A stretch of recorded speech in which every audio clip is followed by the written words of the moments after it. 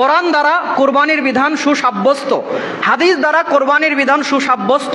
কেউ যদি কোরবানির বিধানকে অস্বীকার করে এবং বলে কোরবানি না দিয়ে দান করলেই তো হয় সেই টাকা, বা আকারে ইঙ্গিতে যদি কোরবানিকে সে অস্বীকার করার চেষ্টা করে, সে নিঃসন্দেহে কাফের হবে, এতে কোনো সন্দেহ নাই।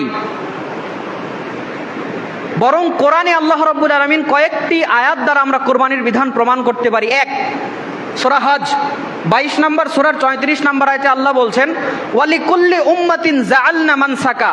আল্লাহ বলছেন, আমি প্রত্যেক কওমের উপরে, প্রত্যেক জাতির উপরে কোরবানির বিধান দিয়েছিলাম। এক।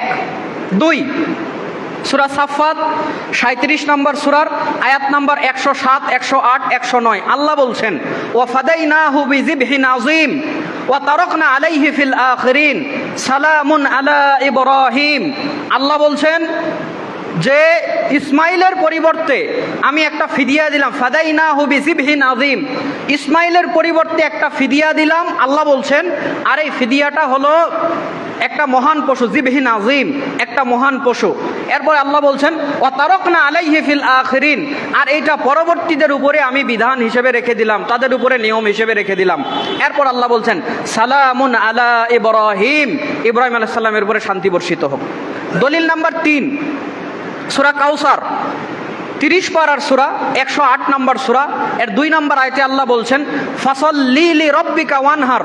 আল্লাহ বলছেন, তুমি তোমার রবের জন্য সালাত আদায় করো এবং কোরবানি করো। এ থেকেও কোরবানির বিধান প্রমাণিত হয়।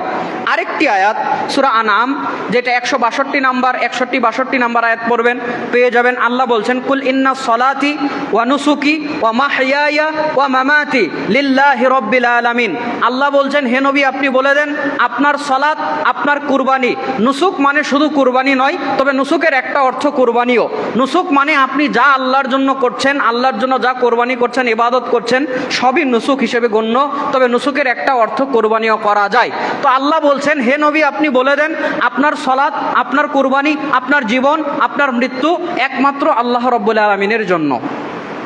সুতরাং কোরআন থেকে কোরবানি প্রমাণিত, কোরবানির বিধান, কোরবানির কথা প্রমাণিত। হাদিসে আসেন, একটা হাদিস বলি।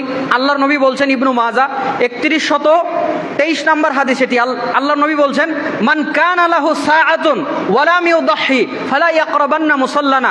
আল্লাহর নবী বলছে, যার সামর্থ্য আছে আর কোরবানি দেয় না, সে যেন আমাদের মুসাল্লার নিকটবর্তী না হয়, আমরা যেখানে ঈদের সালাত আদায় করি তার নিকটবর্তী না হয়।